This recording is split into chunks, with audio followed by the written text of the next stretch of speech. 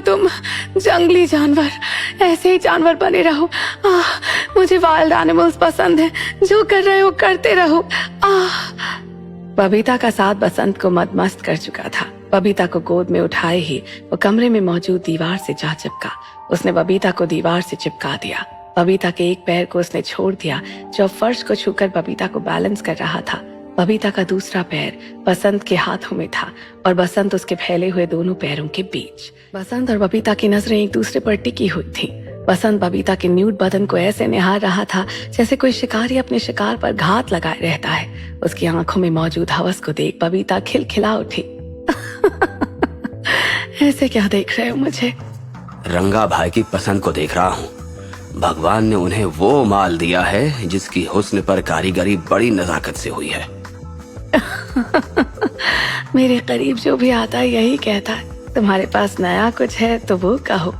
तुम मूरत हो खूबसूरती की, तुम्हें कस के पकड़ूंगा। तुम कितना भी कसमसाओगी, मैं तुम्हें नहीं छोड़ूंगा। तुम्हारी सिसक निकलेगी हर पागलपन से। तुम्हारी आंखों से निकलने वाले आंसू की वजह दर्द और कारण मजा होगा। बसंत का मुशायरा सुन बबीता बेकाबू होकर हंसने लगी। ये क्या था? ऐसी लाइंस पहले कभी नहीं सुनी। सॉफ्ट को फिल्में ज्यादा देखते हो लगता है। बबीता कुप्पा फाड़ कर हंस रही थी। बिना कपड़ों के उसका इस तरह से हंसना उसके उभारों में कंपकपी ला रहा था।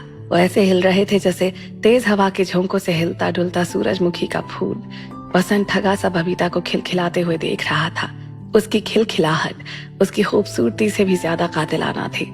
उसका जी कर रहा था कि वो अभी के अभी बबीता को अपने आगोश में भर ले। इधर खिलखिलाती हुई बबीता के पेट में दर्द होने लगा। थोड़ा झुककर उसने अपने पेट को पकड़ा तो उसके उभार नीचे की ओर झुक गए। बबीता अब भी हंस रही थी और उसकी दोनों चट्टानें ऐसे हिल रही थीं जैसे उनके अंदर भूकंप सा आ गया हो। बसंत खुद पे काबू नहीं रख पाया और आगे बढ़कर उसने उसकी दोनों चट्टानों को थाम लिया। उसकी पकड़ मजबूत थी। बबीता कराह उठी। बहुत हंस ली डॉक्टर मैडम, अब तुम्हारी चीखने की बारी है। बतूले हो तुम, बस बोलते हो। पहले चीखे निकलवाओ तब मानो कि मर्दानगी भरी है तुम में। बबीता के कहने भर की देर थी कि बसंत ने उसे अपनी गोद में उठा लिया और खड़े खड़े ही शुरू हो गया। वो लोग बबीता के क्लिनिक में थे। वहां कोई बेड नहीं था, बस एक टेबल और कुछ कुर्सियां। बसंत चाहता तो बबीता को फर्श पर लेटा सकता था, लेकिन फिलहाल उसके अंदर का जानवर वासना के अपनी आग खड़े खड़े ही बबीता को अपनी गोद में लिए ठंडी कर रहा था। बसंत का हर एक झटका बबीता के बदन को थरथरा दे रहा था। उसके नर्म भार बसंत की छाती से टकरा रहे थे। बसंत को ऐसा लग रहा था जैसे बच्चों का कोई सॉफ्ट टॉय उसके सीने को सहला रहा हो। उसका उतावलापन इससे और बढ़ रहा था। उसकी रफ्तार तेज होती जा रही थी। बबीता की सिसकियां भी बढ़ रही थीं। उसे ऐसा लग रहा था जैसे कोई उसे रौंद रहा हो। उसका अंग अंग थर्रा रहा था।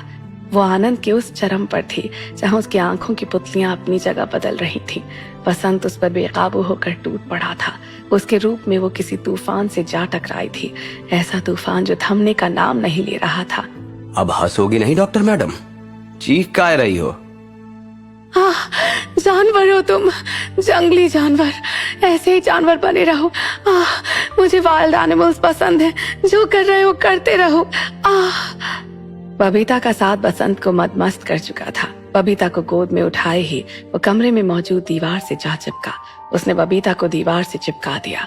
बबीता के एक पैर को उसने छोड़ दिया जो फर्श को छूकर बबीता को बैलेंस कर रहा था। बबीता का दूसरा पैर बसंत के हाथों में था और बसंत उसके फैले हुए दोनों पैरों के बीच। एक बार फिर से वो बबीता पर किसी आंधी की तरह टूट पड़ा। बबीता की चीख तेज हो गई। उसने अपने दोनों हाथों के हार को बसंत के गले में पहन रखा था। वो किसी मदहोश प्रेमिका की तरह बसंत को उसके साथ सब कुछ करने की छूट दे रही थी। बबीता के चेहरे पर आते एक्सप्रेशन हर पल के साथ बदल रहे थे। कभी वो दर्द से तड़पती चीखती तो कभी आंखें ऐसे बंद करती जैसे उसे सुकून मिल रहा था। कभी उसके चेहरे पर एक हल्की मुस्कुराहट उभरती तो कभी तकलीफ भरी सिसक। उसका हर एक्सप्रेशन बसंत की भड़कती आग को और भड़काने का काम कर रहा था। वो दोनों ही वासना की आग में जल रहे थे। आखिरकार कुछ घंटों के पागलपन के बाद उनके बीच चल रहा कुश्ती का खेल खत्म हुआ और दोनों गहरी फर्श पर लेट गए। उनकी सांसें भारी थीं। वो दोनों गहरी गहरी सांसें ले रहे थे। अपनी सांसों को संभालने में उन्हें कुछ वक्त लगा। एसी के चलते रहने के बाद भी उनका बदन पसीने से लथपथ था। कुछ देर तक दोनों आंखें बंद किए वहीं लेटे रहे। फाइनली उन्होंने एक दूसरे को देखा। तुम ठीक हो? हाँ, अब फिक्र हो रही है मेरी। जानवरों की तरह मुझे रौंद रहे थे, तब मेरे ठीक होने का ख्याल नहीं आया। कैसे ख्याल आता? मैं तुम्हें सजा जो दे रहा था। बबीता हैरान हो गई। सजा? तुम मुझे सजा दे रहे थे, पर क्यों? रंगा भाई को धोखा दिया तुमने, सजा तो तुम्हें देनी ही थी।